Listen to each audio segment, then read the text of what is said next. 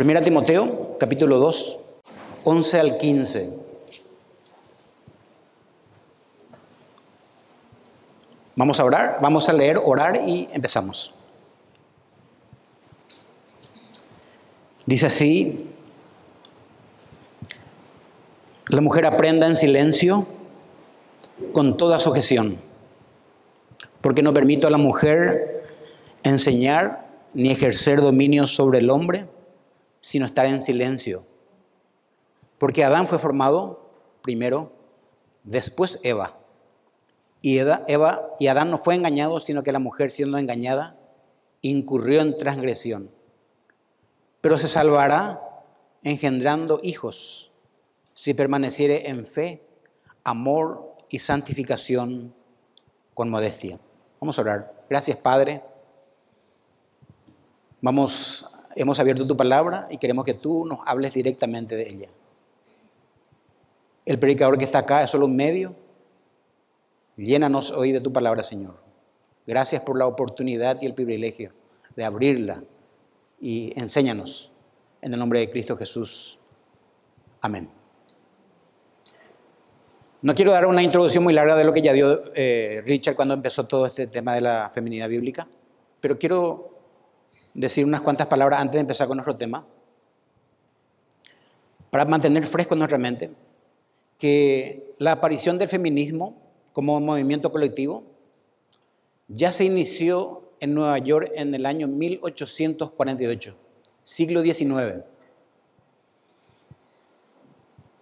en donde se demandaba la igualdad de género, la no discriminación y se reclamaba el derecho al voto. Bueno, el feminismo hoy está en auge. Muchos cometen el error de pensar que se trata de un movimiento nuevo, cuando los hechos marcan que llevamos ya varios siglos de mujeres reclamando condiciones de vida semejantes a la de los hombres. En estos días, movimientos feministas, tal como el de la liberación de la mujer, cuando escuchan la palabra sumisión, hace que algunas personas se enfurezcan, literalmente. Pero también algunos escritores bien intencionados han acusado a Pablo de ser un solterón anticuado y contrario a los derechos de la mujer, por lo que veremos dentro de un rato. Lo que defendemos la inspiración y la autoridad de la palabra de Dios, sabemos que las enseñanzas de Pablo vinieron de Dios y no de él mismo. Todos sabemos que la Escritura tiene dos autores, Dios y el que las escribió en la mano. Si tenemos alguna objeción a lo que la Biblia dice con respecto a la mujer en la iglesia, el asunto no es con Pablo o con el apóstol Pedro, sino con el Señor que dio la palabra. Aunque usted no lo crea, hace mucho tiempo esta corriente penetró en la iglesia de Cristo, sobrepasando la barrera de la verdad bíblica. Y como vemos que esto no es nuevo y cada vez más, Satanás y sus huestes tratarán de hacer daño a la iglesia con todos estos movimientos que golpean fuertemente la iglesia para torcer la verdad de las Escrituras. Voy a hablar de lo que habló el domingo pasado un poco nuestro hermano Eduardo, que la sumisión no es subyugación. Sumisión significa reconocer el orden de Dios en el hogar y en la iglesia, y debemos de obedecerlo de buena gana. Cuando una esposa creyente se somete voluntariamente al Señor y a su esposo, esto debe hacer resaltar lo mejor de su personalidad. Para que esto suceda, el esposo debe amar a su mujer y hacer uso del orden de Dios como un instrumento para edificar y no como un arma para pelear. La sumisión es la clave para el crecimiento espiritual y el ministerio. Si nosotros no nos sometemos a Cristo, el ministerio no va adelante. Los esposos deben someterse al Señor, los creyentes deben someterse el uno al otro, y las esposas deben someterse al Señor y a sus esposos. Tenemos la palabra de Dios que nos enseña que las puertas del Hades no prevalecerán contra la iglesia. Por eso el título del sermón de esta mañana, después de lo que leímos, se llama La adoración y el rol de la mujer en la iglesia. La adoración pública y el rol de la mujer en la iglesia. ¿Cuál es el deseo de Dios en la adoración pública de la mujer? Bueno, primer punto, y en el versículo 11 y 12 tenemos, Dios desea, capítulo 2, Dios desea que la mujer tenga una actitud enseñable y apacible en la adoración pública. Dios desea que la mujer tenga una actitud enseñable y apacible en la adoración pública. Dice nuestro versículo 2, 11 y 12, 1 Timoteo, la mujer aprenda en silencio, porque no permito a la mujer enseñar ni ejercer dominio sobre el hombre, sino estar en silencio. Si entendemos el contexto de este pasaje, que vamos a leerlo, vamos a entender más profundamente la intención del autor de esta carta. No nos olvidemos que el contexto es lo que manda, es el rey, para entender este pasaje. Pablo estaba fundando iglesias, pasó por Éfeso, predicó en Éfeso y luego fue a otra ciudad y dejó a Timoteo en ese lugar para corregir cuestiones que se estaban practicando bíblicamente de forma errónea. Va a otra ciudad y le dice, Timoteo, quiero que te quedes en Éfeso, ahí vas a enseñar cosas que se estaban enseñando. Así como Tito. ¿Se acuerdan? Tito tenía la autoridad apostólica de Pablo de ir a la isla de Creta y enseñar lo deficiente en las iglesias. En Creta había iglesias que los ancianos no conformaban, estaban en las iglesias, pero no llenaban los requisitos de un anciano. Y Tito tenía que ir allá para arreglar esa situación. Pero vean en el capítulo 1, versículo 3, Timoteo tenía la autoridad para ejecutar estas cuestiones en la iglesia de Éfeso. Dice versículo 3 del capítulo 1, como te rogué que te quedases en Éfeso cuando fui a Macedonia, para que mandases a algunos que no enseñen diferente doctrina. Este versículo dice que había maestros en Éfeso. Cuando Pablo fue a otra ciudad, se levantaron gente que estaban enseñando otras verdades bíblicas, otras verdades que no eran bíblicas.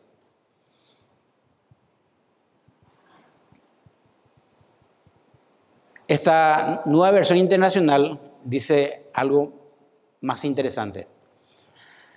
Al partir para Macedonia, dice Pablo, te encargué que permanecieras en Éfeso y les ordenaras a algunos supuestos maestros que dejen de enseñar doctrinas falsas. Mucho más fuerte. Ahora, esta palabra doctrina, que no enseñan diferente doctrina, como tiene la Reina Valera 1960, tiene una acepción interesante. Está en singular. Y esto significa, falsa doctrina significa diferente doctrina, significa enseñar contrariamente a una norma ya aceptada. Ya Pablo pasó, dijo lo que el Señor dice y eso tenía que hacerse. Pero había unos maestros falsos que estaban dando una enseñanza y una práctica contraria a lo que a lo que habían aprendido de Pablo. Y estaban practicando esto. En el capítulo 2, versículo 1, viniendo más hacia nuestro versículo, Pablo está instruyendo en este pasaje acerca de la adoración pública en la iglesia. Y la instrucción lo da primero a los hombres, vamos a ver, y luego da a las mujeres de Éfeso. Leamos capítulo 2, versículo 1. Pablo manda a Timoteo y le dice, exhorto ante todo que se hagan rogativas, oraciones, peticiones y acciones de gracias por todos los hombres. ¿Qué estaba pasando en la iglesia de Éfeso respecto a la adoración pública? ¿Qué tipo de instrucción es la que Pablo da a Timoteo para ser corregidos? Versículo 8 leamos. Dice Pablo, del capítulo 2, quiero pues que los hombres oren en todo lugar, levantando manos santas sin ira ni contienda.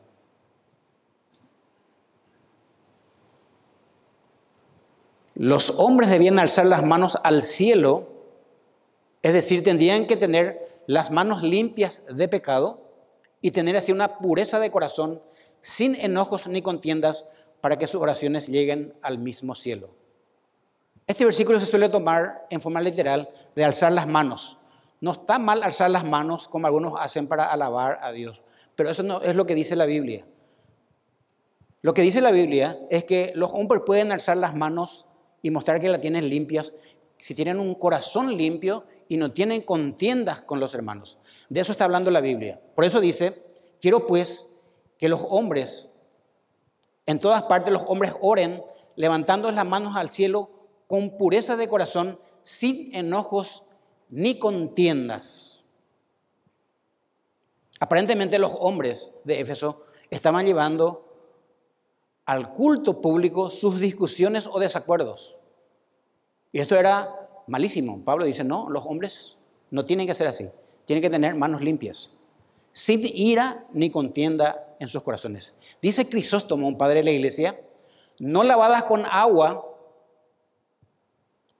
sino puras de avaricia, de asesinatos y de violencias.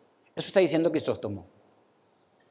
No es que tenés que tener mano limpia por lavarte con agua, sino que el corazón tiene que estar limpio, puros sin avaricia, de asesinatos y de violencias. Hermanos, esto es muy importante. En un culto teníamos que venir a lavar todos con un corazón limpio. Dios no aceptaría que estemos en desacuerdo con algunos hermanos, que traigamos contiendas, nos peleemos en este culto que estaban haciendo probablemente los hombres de Éfeso y no podían alzar las manos limpias con corazón puro. Dice, sin ira ni contienda. Un cristiano que se dispone a orar, si está amargado o indignado contra un hermano, es imposible que levante las manos limpias. No lo tiene el corazón. Puede levantar las manos, pero si tiene el corazón limpio, no tiene. Dios está mirando el corazón realmente. La Biblia dice que el hombre mira lo que está frente a los ojos, los hombres, pero Dios mira profundamente nuestros corazones. La adoración se debe hacer correctamente. Esta mañana estuvimos adorando y estamos adorando todavía hasta terminar. Y un hombre de Dios decía acerca de la adoración, escuchen, toda adoración que no se ofrece en espíritu y en verdad es completamente inaceptable para Dios. Es en vano. Toda adoración que no se ofrece en espíritu y en verdad, o de acuerdo a su palabra, es completamente inaceptable para Dios. Uno puede estar adorando lo que no conoce y lo puede estar haciendo de manera errónea. Dios ha establecido la forma que Él quiere que se le adore. Él es el que impone la adoración. Nosotros los hombres obedecemos. Solemos escuchar a las personas decir, bueno, yo le doy culto al Señor como yo sé. Como yo sé. Y no quiero que nadie me diga cómo debo hacerlo. ¿Es bíblico ese razonamiento? No, yo en mi casa nomás le adoro a Dios, yo tengo con Él comunicación. Eso no es bíblico. No es lo que la Biblia dice. Es interesante lo que Jesucristo le dice a la mujer samaritana en Juan, cuando se encuentra con ella.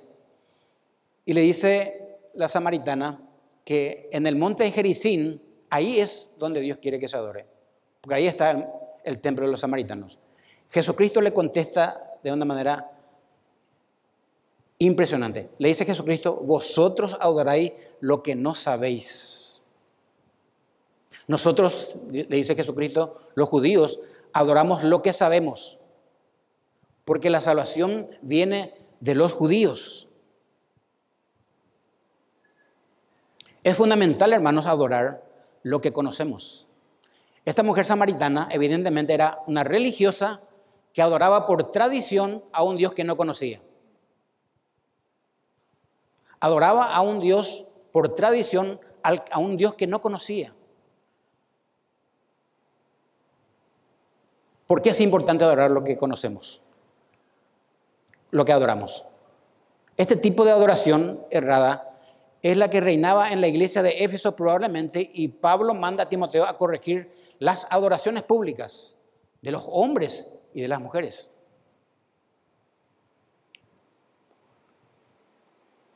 Pero este tipo de adoración también puede suceder en nuestros días. Y es triste y sería triste ver a muchos evangélicos adorar a un Dios que no conoce. Nosotros estamos llamados a estudiar la palabra de Dios y conocerle más a Dios a través de su palabra y tener y conocer mejor cómo adorar a Dios. Dice Jeremías en el capítulo 9, así dijo Jehová, versículo 23 al 24, lo que están anotando, no se alabe el sabio en su sabiduría, ni en su valentía se alabe el valiente, ni el rico se alabe en sus riquezas. Mas alábese en esto, en el que se hubiera de alabar.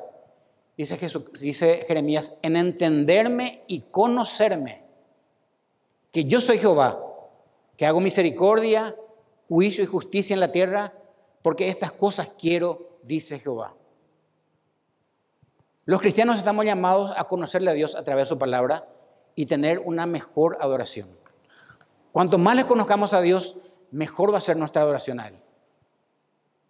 Y eso es responsabilidad de cada cristiano. ¿Qué tenía que lograr Timoteo en Éfeso? 3 cosas básicamente. En primer lugar, que los masculinos lideren las adoraciones públicas. Por eso dice, exhorta ante todo que se hagan rogativa. Y en el versículo 8 dice, quiero que los hombres oren en todo lugar. Que los hombres se paren en la iglesia y lideren. Que tomen la posta. Que dirijan las reuniones. Según Timoteo 2, 1 Timoteo 2:8. En segundo lugar, que lo hagan en comunión con Dios, no en pecado ni en peleas. Y en tercer lugar, que lo hagan con la reverencia que corresponde adorar al Creador. Que lo hagan en espíritu y en verdad. Esto es lo que a los hombres les tocaba hacer. Y esto Pablo le dice a Timoteo, hace esto en la iglesia de Éfeso. Está pasando otra cosa. Yo había dejado así y probablemente por culpa de algunos falsos maestros están mujeres levantándose a hacer cosas en público, cosa que no le corresponde. Luego el apóstol Pablo se refiere a las mujeres de Éfeso en cuanto a la adoración pública y en primer lugar se refiere a su apariencia y presentación. En primer lugar, versículo 9 de 1 Timoteo, capítulo 2. Hay una palabra interesante ahí, dice, asimismo, ya le dio la instrucción a los varones, ahora le dice a las mujeres que tengan un sentido correcto de adoración bíblica, que no hagan contienda, que tomen la posta. Y a las mujeres le dice, asimismo, que se atavíen de ropa decorosa, con pudor y modestia, dice el versículo 9, no con peinado ostentoso, ni oro, ni perlas, ni vestidos costosos, sino con buenas obras, como corresponde a mujeres que profesan piedad. Pablo está hablando de la apariencia de la mujer en el culto público, diciendo que de la misma forma, de la misma manera, ellos tengan un espíritu correcto de adoración, como le dijo a los varones. Ahora, parece ser que en las mujeres de Éfeso, en su cultura, parece que no venían con ropa adecuada al culto. Parece que las mujeres iban vestidas para llamar la atención de los hombres, para distraerlos e incitarlos incluso hacia el pecado sexual. Ustedes saben que los hombres se vale mucho de los ojos, atrae mucho a los ojos de los hombres la vestimenta. Probablemente mujeres iban a hacer esto en el culto público. Por eso pide Pablo que la vestimenta de la mujer sea con pudor y modestia. Con pudor y modestia. Esta palabra pudor tiene que ver con la moderación mezclada con humildad. Una ropa moderada, es lo que dice el apóstol Pablo. Y la palabra modestia se refiere al dominio propio de las pasiones. Las mujeres piadosas se cuidarán de no hacer caer en pecado sexual a un hermano.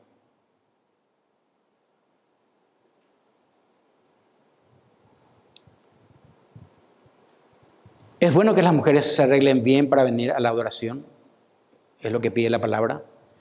Pero si el vestido va a llevar a los hombres hacia la tentación y lo va a convertir a esa mujer en el centro de la reunión, es mejor que no lo haga. Es mejor que no lo haga. Por eso Pablo dice, se atavíen de ropa decorosa, con pudor y modestia. Pero algo interesante también del apóstol Pedro en un verso paralelo, 1 Pedro capítulo 3 y 4 dice, a las mujeres, vuestro atavío, le dice a las mujeres, no sea el externo, de peinados ostentosos, de adornos de oro o de vestidos lujosos, sino el interno, el del corazón, en el incorruptible ornato de un espíritu afable y apacible, que es de grande estima delante de Dios. Este versículo es interesante, vuelvo a leer. Dice Pedro a las mujeres en el culto público, vuestro atavío no sea el externo de peinados ostentosos, de adornos de oro o de vestidos lujosos, sino el interno, el del corazón, en el incorruptible ornato de un espíritu afable y apacible, que es de grande estima delante de Dios. El apóstol Pedro está enfatizando el aspecto espiritual y piadoso de la mujer. No está diciendo que la mujer no se arregle ni se peine para venir a los cultos. Está diciendo que esto no debe ser la motivación para venir a rendirle culto a Dios de la mujer. Él dice, sino el del corazón, el interno, el de un espíritu afable. Eso es de gran estima delante de Dios. Probablemente las mujeres de aquella época venían con peinados y tenían algunas cosas, algunos apliques de oro en la cabeza. Y causaba tropiezo también a gente de escasos recursos. Y venían motivada con esos vestidos para adorar a Dios. Pablo le dice, no, tiene que ser el corazón ornato, apacible. Y en el versículo 10 dice, sino, explica cómo, con buenas obras, como corresponde a mujeres que profesan piedad. Las mujeres que tienen un buen testimonio profesarán una vida piadosa y tratarán de respaldar esa verdad no solo con ademanes y con las apariencias. Lo hará con la forma de vestirse pudorosamente, el buen aspecto personal y con estar viviendo una conducta justa. Esto sirve más. Esto sirve más. Las apariencias, Pablo está diciendo, no. Es muy bueno que una mujer venga súper arreglada para adorar a su Dios. Pero esto en aquella época probablemente era el exceso y las mujeres se vestían de esta manera. Algo muy fuerte dice en el capítulo 5, versículos 6 al 7, Pablo, corrigiendo esto de las mujeres de Éfeso. Es fuertísimo, dice capítulo 5, 6 al 7. Pero la que se entrega a los placeres viviendo está muerta. Manda también estas cosas para que las mujeres sean irreprensibles. Irreprensibles.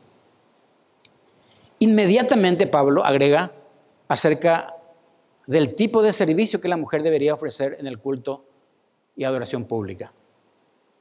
Dice el versículo 11, la mujer aprenda en silencio, con toda sujeción, porque no permito a la mujer enseñar ni ejercer dominio sobre el hombre, sino estar en silencio. La mujer aprende en silencio. Bueno, el texto dice claramente que la mujer no debería ejercer el papel o rol de maestro en los servicios públicos frente a toda la congregación. Pero tampoco debe ser excluida del proceso de aprendizaje. Es decir, las mujeres deben ser discipuladas. Tenemos que entender que la cultura judía, o los judíos, cuando iban a las sinagogas para aprender la palabra de Dios, las mujeres eran excluidas de todo aprendizaje. No entraban en los cultos. Los varones, los esposos, no se preocupaban de que sus esposas sean educadas en la enseñanza bíblica. Sin embargo, el apóstol Pablo eleva la dignidad de la mujer al mismo nivel del hombre y le dice, no, las mujeres no deben ser excluidas de la enseñanza de la palabra de Dios. Ellas deben aprender. Si nosotros estamos en un culto judío hoy, por donde las mujeres estaban esperando afuera. Es chocante, pero era así. Pablo dice, no, las mujeres son dignas, dignísimas delante de Dios. Ellas tienen que aprender la palabra de Dios.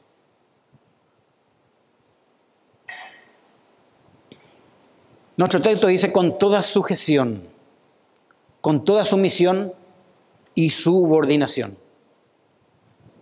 Ya explicó Eduardo el domingo pasado, la palabra upotazo significa colocarse debajo de una autoridad, activamente.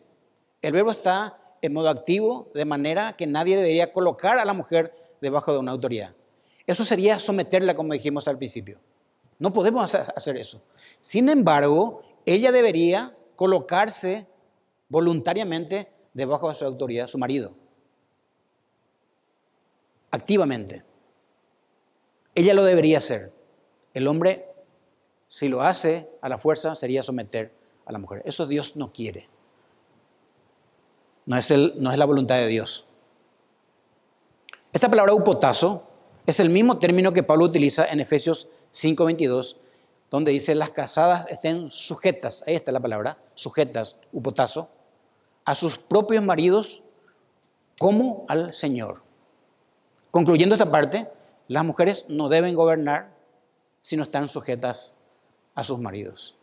El verbo aprenda está de modo presente activo e imperativo, es decir, ella no está recibiendo la acción de aprender pasivamente, sino activamente.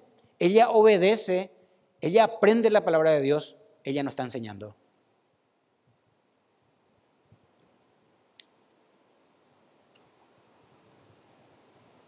Dice 1 Timoteo 2:12, la razón.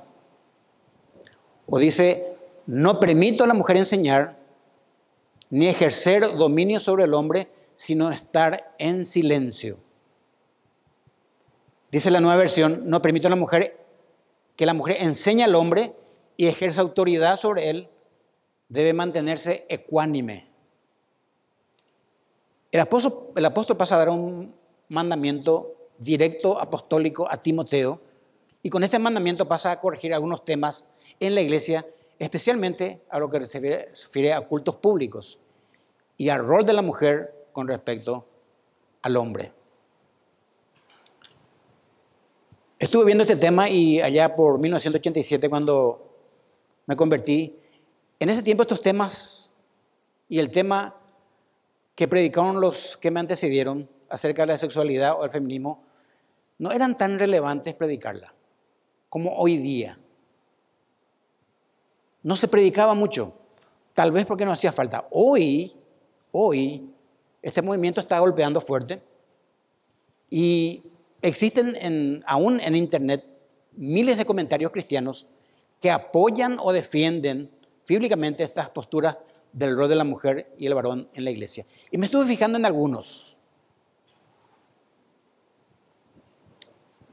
Posiciones que afirman estar basadas en la Biblia, y es muy importante examinar a fondo lo que la Biblia dice acerca de este tema del rol de la mujer en el culto público.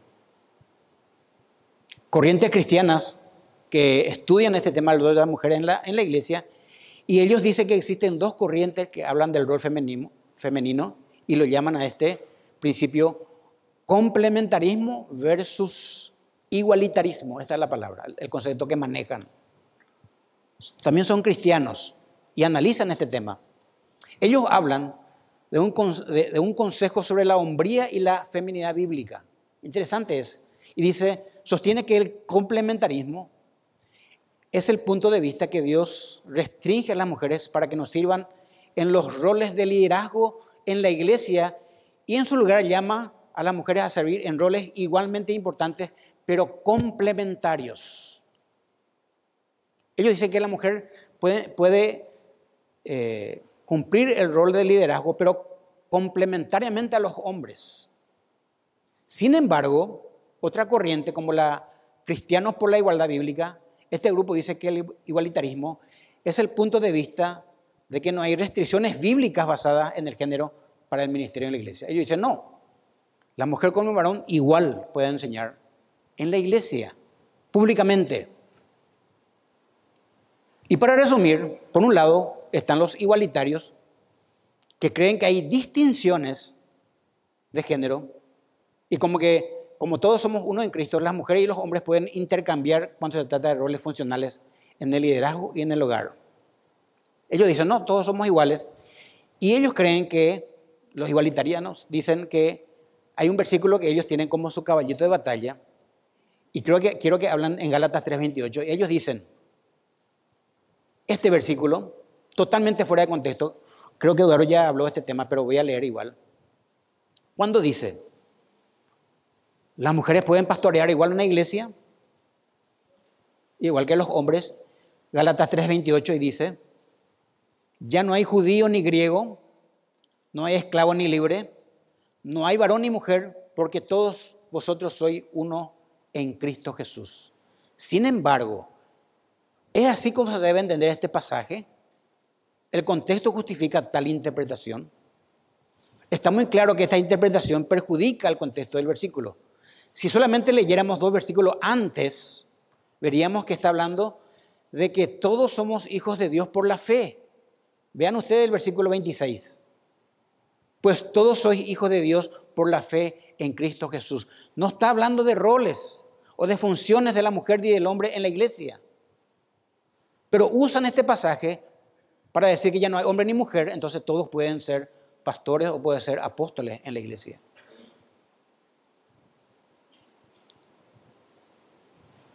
Lo que está diciendo en otras palabras este pasaje del 26 que leímos, que la salvación se da libremente a todos sin tener en cuenta factores externos como la etnia, la situación económica o el género. De eso se trata el versículo, que en Cristo ya no hay hombre ni mujer. No habla de sus funciones.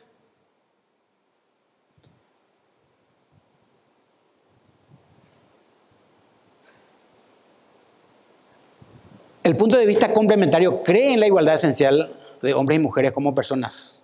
Es decir, como seres humanos creados a imagen de Dios.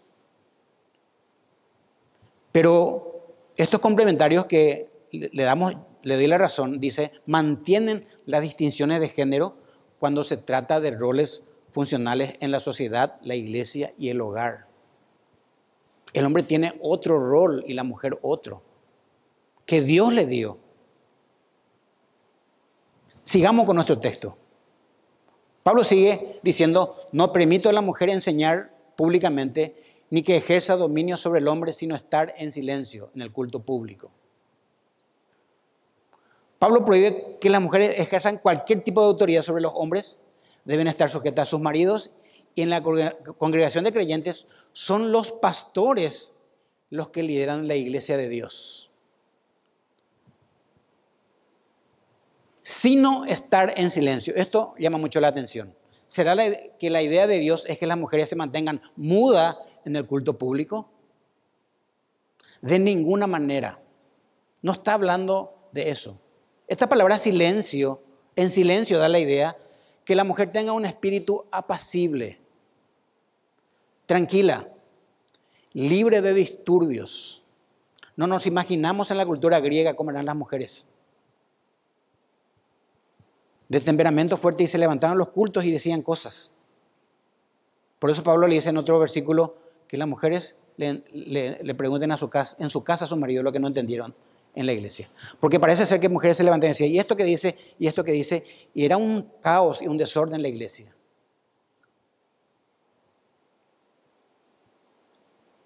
La conclusión de estar en silencio es de no enseñar. Este púlpito se ha hecho para varones. Dios lo dijo así.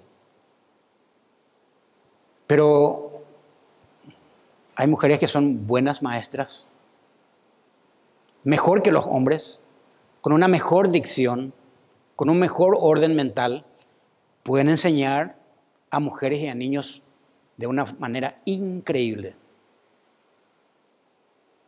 Porque el don es para todos, para los hombres y para las mujeres. Hay mujeres que tienen el don de la enseñanza impresionante. Y se saben expresar públicamente. Lo deben hacer, pero para mujeres.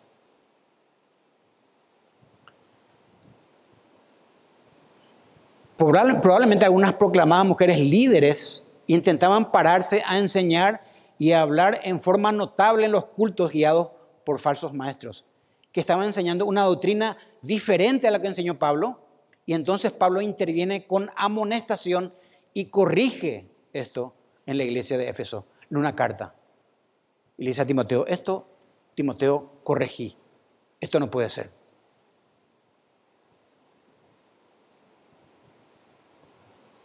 Ya leyó Eduardo, pero voy a volver a leer esta parte. Como te rogué que te quedas en Éfeso, cuando fui a Macedonia, para que mandases a algunos que no enseñen diferente doctrina, ni presten atención a fábulas y genealogías interminables que acarrean disputas más bien que edificación. De Dios que es por fe.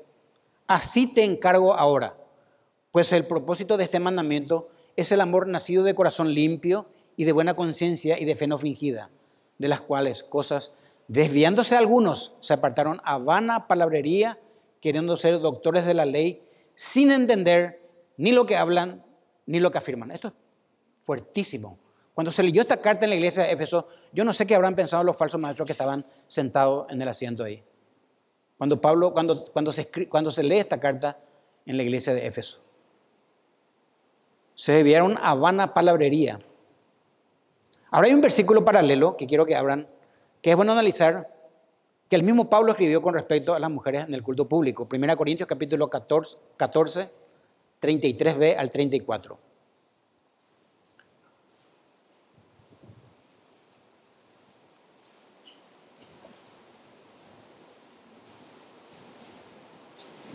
Dice el apóstol, 1 Corintios 14, 33 al 34.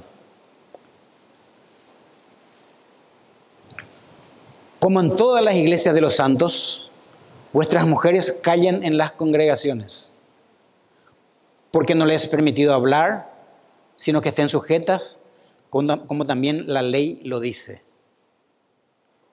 Ese hablar no es hablar con alguien ahí al lado tuyo, no es mantenerse muda. Hablar es pararse y pararse otra mujer allá y pararse otra mujer allá y querer pararse acá, y la iglesia se convierte en un caos. Pablo dice, los hombres lideren. Esto que leímos es un principio universal para todas las iglesias. De que las mujeres no hablen en las reuniones de la iglesia, no tienen limitaciones locales, geográficas o culturales. El contexto de todo este capítulo que está en el capítulo 14 es el uso de las lenguas, en donde las mujeres no debieran dirigir los cultos, ellas deben estar sumisas a sus maridos. Pablo está corrigiendo acá el tema del uso de la lengua en Corintios. Entonces, no es coincidencia, hermanos, que en muchas iglesias modernas, o como dijo Richard, postmodernas, donde se habla en lenguas, se sigue hablando en lenguas, y se proclama dones de sanidad y milagros, dones que la Biblia dice que ya han cesado o que ya no están vigentes, se permitan a mujeres dirigir los cultos de adoración, que prediquen y enseñen. Y ustedes van a ver, donde se proclaman todavía, o se dice todavía, o se sostiene que hablar en lenguas o dones de sanidad y milagros, que dicen que están vigentes estos dones todavía, ahí sí las mujeres lideran, que es incorrecto, porque los dones de la lengua y de las sanidades y milagros ya han cesado. ¿Dios hace milagros todavía? Correctamente, pero no como lo hacía en la época de Corintios. Hoy estamos viendo a mujeres predicar en los púlpitos, haciéndose llamar pastoras o apóstoles. Es incorrecto, bíblicamente. Como dije, las mujeres pueden ser maestras hábiles, pero Dios no le permite hablar en público en la iglesia enseñando. De hecho, es algo indecoroso. Puede enseñar a niños y también en reuniones donde están solamente las damas. Nuestro texto de 1 Corintios 14:34 termina así: como la ley dice, dice Pablo. ¿Se acuerda él del Antiguo Testamento? Y Pablo no se refiere a un versículo específico del Antiguo Testamento, sino a toda la ley escrita en el Pentateuco, como la ley dice. Entonces, ¿qué hacemos con este pasaje? Dicen algunos en 1 Corintios 11:5. Lean. ¿Qué pasa con este versículo? Dicen algunos. Pero toda mujer que ora o profetiza con la cabeza descubierta afrenta su cabeza, porque lo mismo es que se hubiese rapado. Las mujeres estaban orando en público, profetizando. Bueno, acá justamente Pablo está tratando el tema de la autoridad, que la mujer tenía que tener un velo, por lo menos en la sociedad de Corinto. Y luego pasa a corregir el tema de las mujeres, de su hablar en público, en el versículo 34. De hecho, la iglesia de Corinto para nosotros es un modelo de desorden y no de orden. Era una iglesia desordenada, carnal. Al parecerse, estas mujeres promovían el desorden con preguntas inoportunas que contribuían al caos permanente. Es llamativo que a renglón seguido, esto es llamativo, hermanos, si volvamos a Timoteo capítulo 2.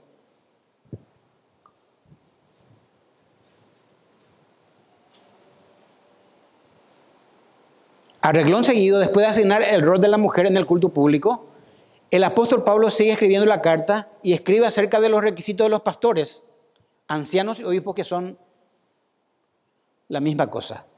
Termina el pasaje del capítulo 2 en el versículo 15 y empieza el capítulo 3 y dice, leo, palabra fiel, si alguna anhela obispado, buena obra desea, pero es necesario que el obispo sea irreprensible, marido de una sola mujer, sobrio, prudente, decoroso, hospedador, apto para enseñar, y sigue la lista. En este pasaje no existe requisito para pastora. No dice. Lo que dice es que el pastor gobierne bien su casa, que tenga a sus hijos en sujeción con toda honestidad. Versículo 5. Pues el que no sabe gobernar su propia casa, ¿cómo cuidará de la iglesia de Dios? Cuando dice que el hombre debe gobernar su casa, incluye a su esposa. A renglón seguido. Entonces, ¿de dónde quitan las mujeres que pueden hacerse pastoras o apóstoles? Si no hay un requisito bíblico para ellas en la Biblia.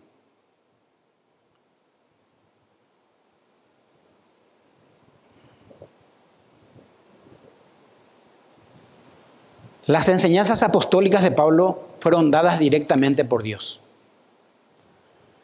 Pablo concluye la corrección de roles de las mujeres en el culto público y el desorden por el tema de las lenguas y dice los siguientes. Lean 1 Corintios 14, 37 al 38. Es fuertísimo lo que dice Pablo cuando termina de corregir el tema del desorden de las mujeres y dice así. 14, 37 al 38. Leo. Si alguno se cree profeta o espiritual, reconozca lo que os escribo, son mandamientos del Señor, mas el que ignora, ignore. Palabra final de Pablo. Mas el que ignora, ignore. Pero que si se cree profeta o una persona que enseña o espiritual reconozca que lo que escribo son mandamientos del Señor. Y esto nos lleva al otro punto. Dios da las razones bíblicas de por qué una mujer tendría que mantenerse con una actitud enseñable. Versículo 13 del capítulo 2, 1 Timoteo. Dice así: porque Adán fue formado primero, después Eva. Es interesante este pasaje. Este conectivo, ¿por qué? Es un conectivo que se usa para exponer una razón. Y Pablo da la razón. Dice que Adán fue formado primero, después Eva. El papel subordinado de la mujer, y como muchos entienden, esto quiero que atiendan, hermanos. Muchos creen que el pecado hizo que la mujer se subordine. No fue así. El papel subordinado de la mujer no fue el resultado de la caída, ni de una corrupción cultural, sino del diseño perfecto de Dios. Dios lo diseñó antes de la caída. Según Génesis 2:18, le haré ayuda idónea para él. Dios hizo a la mujer de conformidad con el hombre para que fuera su ayuda idónea, para ayudar al varón a cumplir los propósitos de Dios. Y Pablo escribe un pasaje, voy a leer, explicando el principio de autoridad utilizando la creación del hombre y de la mujer. Dice 1 Corintios 11, al 8 al 9, porque el varón no procede de la mujer, sino la mujer del varón. Y tampoco el varón fue creado por causa de la mujer, sino la mujer fue creada por causa del varón. Ser cabeza, escuchen, no tiene nada que ver con autoridad, sino con origen. Tenemos que meternos en la mente. Ser cabeza no tiene nada que ver con autoridad, sino con origen. El hombre fue formado primero, luego Eva, por causa del varón. Esto te dice que si el hombre no fuera formado, la mujer no existiría. El hombre fue creado primero, luego la mujer, por causa del varón. Es decir, que esto viene por orden de ser creados. Y luego Pablo sigue con su argumento y dice, y Adán, otro argumento, no fue engañado, sino que la mujer, siendo engañada, pecó o incurrió en transgresión. Pablo trae a colación la caída de Eva para dar a entender que por naturaleza la mujer no estaba preparada para asumir la postura de responsabilidad máxima de liderazgo en la pareja. ¿Por qué? La mujer, al abandonar el liderazgo de Adán y usurpar su liderazgo del hombre como cabeza designada por Dios, ella quedó vulnerable y cayó. La cual afirma cuán importante es que era que Eva permaneciera bajo la protección y guía de su marido. ¿Se entiende? Trae a colación la caída de Eva para dar a entender que por naturaleza la mujer no estaba preparada para asumir la postura de responsabilidad máxima del liderazgo de la pareja. Era del hombre. Eva estuvo sola, ¿se acuerdan? En el huerto, no estaba con Adán. Adán ya le dijo de cuál árbol no podían comer el fruto. Eva estaba sola, cayó en la trampa satánica, pero usurpó liderazgo como cabeza de su marido, como cabeza designada por Dios. Ella quedó vulnerable y cayó, la cual confirma cuán importante es que la mujer o ella permaneciera bajo la protección de su esposo. Luego, como consecuencia del pecado, Adán transgrede su función de liderazgo siguiendo a Eva y así hundió a la raza humana en la pecaminosidad. Allá empezó. Adán le sigue a la esposa, come el fruto y todos caemos en pecado. Todo viene después. La raza humana. En este sentido, la caída puede definirse como la violación deliberada de las funciones y roles que Dios asignó al hombre y a la mujer. Violación deliberada de las funciones. Hermanos, hoy los roles en el matrimonio están totalmente alterados. De manera que hoy ni el hombre ni la mujer conocen ni asumen su rol bíblico, y esto ha penetrado en la iglesia. Por supuesto, de las familias venimos a la iglesia. Los que componemos la iglesia son familias que vienen de sus hogares.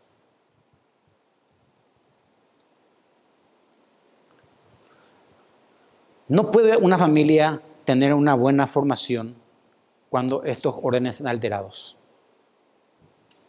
Algo que dijo Alejandro Pelufo en la conferencia que estuvimos en Lo Más Grande: no hay una familia que le pueda ir bien cuando la mujer cumple el rol que el hombre tiene que cumplir. No puede ir bien. Y en mis años de creyente, casi 34 años, tampoco he visto. He visto que mujeres que lideraron, así les fue en su familia. Esto lo digo con mucho temor, hermanos. Tengo 4 hijas. No les fue bien. No intenten. No es lo que Dios quiere. Los principios están bien claros en la palabra de Dios. El hombre lidera el matrimonio.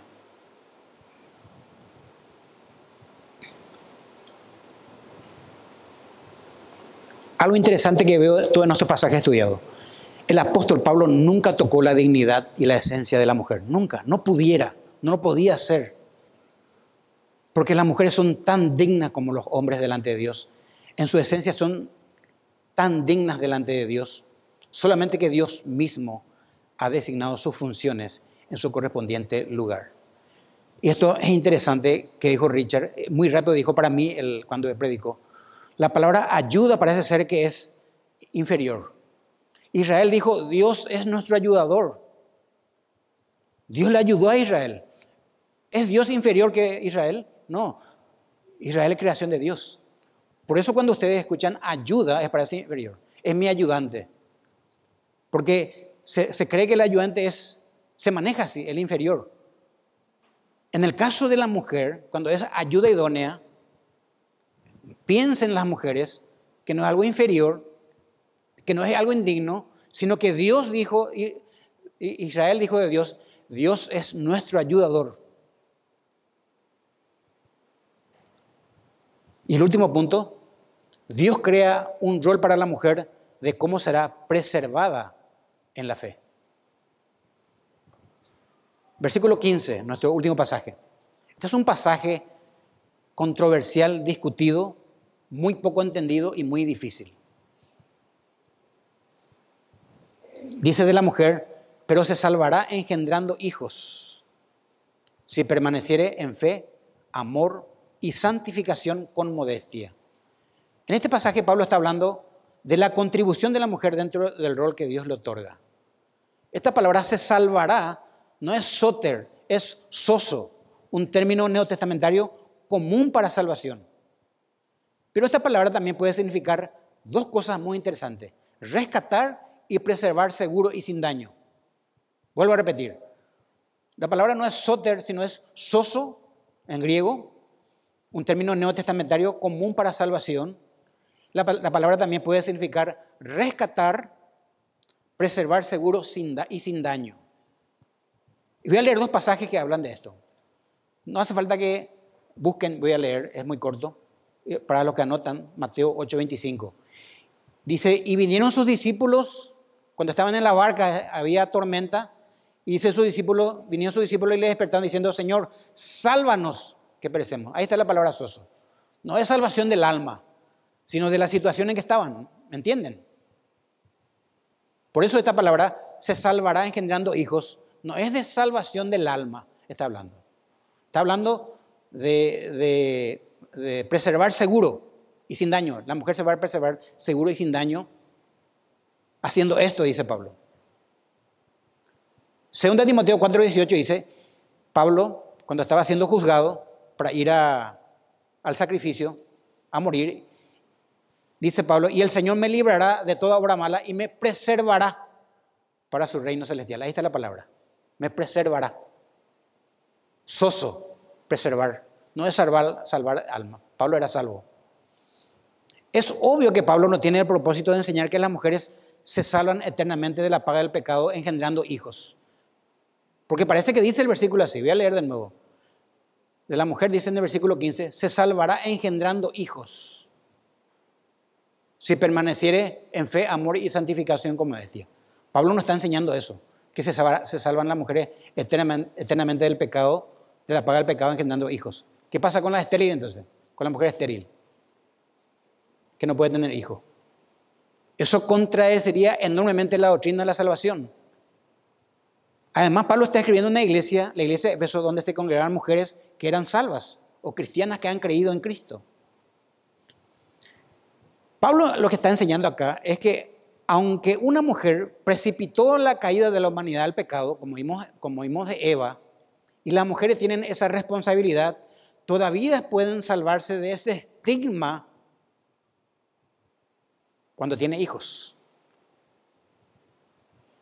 Hasta hoy recorre el tema que la culpable es Eva, siempre. Y el que le obedeció es Adán. Hasta hoy es un estigma que quiero para la mujer. Hasta hoy se dice, si Eva no hubiera comido el fruto, hay un estigma, una marca. Cuando dice Pablo, pero se salvará engendrando hijos, si permaneciera en fe, amor y santificación, como decía, el rescate, la liberación de las mujeres del estigma, de la marca que habían guiado al género humano al pecado, sucede cuando ellos traen una semilla justa, un hijo piadoso. Esta es una tremenda respuesta. Las mujeres están muy distantes de ser ciudadanas de segunda clase porque ellas tienen la responsabilidad fundamental de educar hijos piadosos. Esto es lo que está diciendo el pasaje. Tiene la responsabilidad de tener hijos y de educarlos con fe. Ella va a permanecer en fe, amor y santificación con modestia, educando hijos piadosos. Y yo veo que las madres dedican mucho más tiempo a sus hijos que los padres, están con ellos siempre, y por eso tienen una mayor influencia en ellos. Pueden predicar el evangelio tranquilamente. Hay una relación estrecha, por lo menos los que se criaron con sus madres. Y yo me doy cuenta de esto, que ahora tengo un nieto. En mi hija no me di cuenta, pasó muy rápido el tiempo. Pero en mi nieto sí. Cuando Mitaí le ve a su mamá, él está enamorado de su mamá, de ninguno más.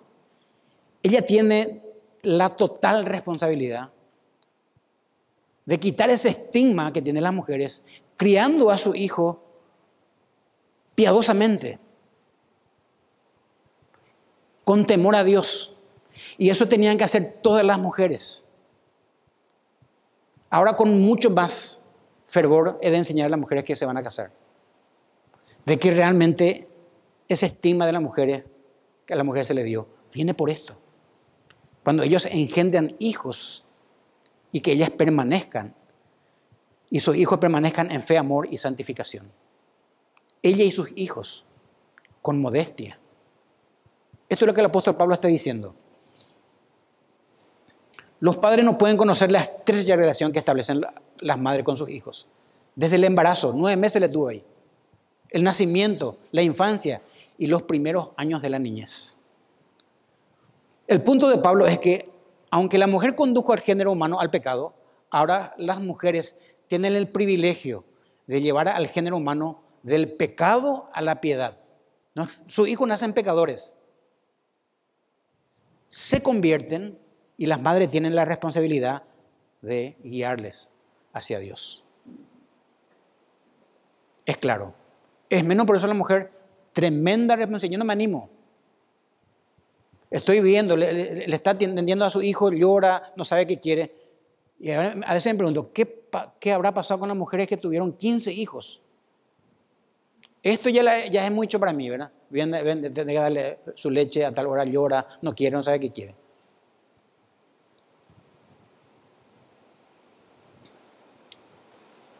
Esto no quiere decir que todas las mujeres tengan hijos.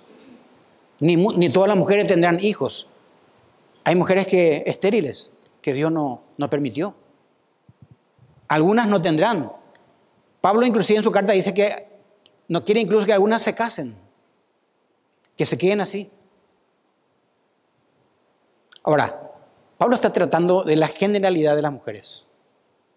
Y escuchen este concepto que he visto en un comentario, me gustó.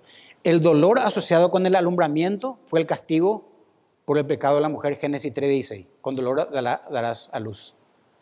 Pero el gozo y el privilegio de educar a los hijos libra a las mujeres de ese estigma del pecado, de ese pecado. Hoy las mujeres tienen la responsabilidad. Imagínense todas las mujeres de la Iglesia Bíblica de la Gracia que se propongan, supongamos que todos tienen hijos recién, y se propongan a criar a sus hijos piadosos. Para que las mujeres reviertan el daño que recayó sobre ellas en la caída y cumplir su llamado, ellas, vuelvo a repetir, necesitan criar una simiente santa. Cuando habla de simiente, son los hijos que vienen. Para hacerlo, ellas deben permanecer en fe, tienen que tener una vida consagrada a Dios, amor. En realidad, de eso es lo que la salvación le da.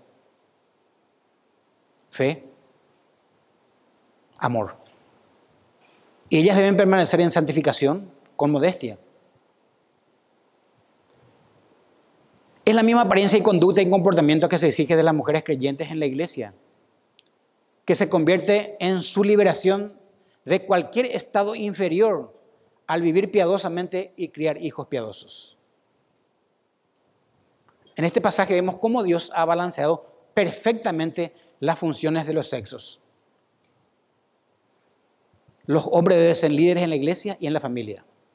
Las mujeres están libres de cualquier acusación de inferioridad por la piadosa influencia que tienen en la vida de sus hijos. Hermanos, para la iglesia alejarse de este orden divino de Dios, que Dios ha dicho, es perpetuar el desastre de la caída. Si nosotros no hacemos lo que Dios dice, en esto que hemos aprendido hoy, este caos sigue. Y Hendrickson dijo algo muy interesante, para ir terminando. El pensamiento completo es como sigue. Si las mujeres que son miembros de la iglesia permanecen en la fe, el amor y la santificación, entre tanto que ejercitan el debido dominio de sí mismas y la reserva, hallarán su gozo y salvación en llevar hijos para la gloria de Dios, sí, en todas las obligaciones y alegrías de la maternidad cristiana. No tratemos de revertir esto. Queridos hermanos, la Biblia es más que clara en cuanto al ministerio y la adoración pública de la mujer en la iglesia.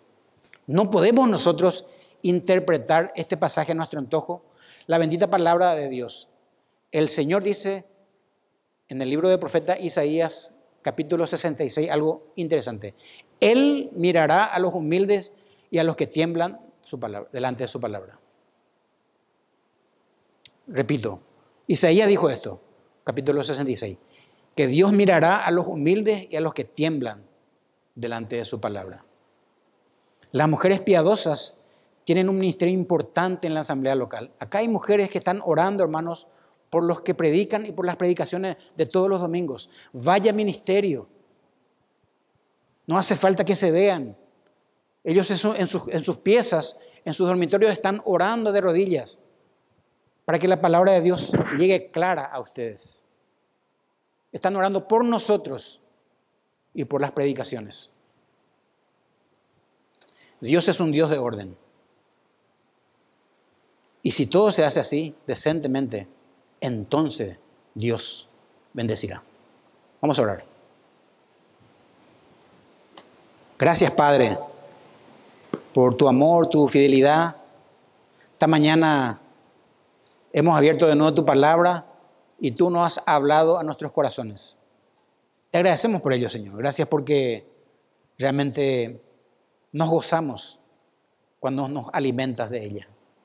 Encomendamos en tu mano nuestras vidas y esto que aprendimos, ir a hablar en nuestras casas, reflexionar sobre ellas. Gracias por tu amor y tu fidelidad en el nombre de Cristo Jesús. Amén.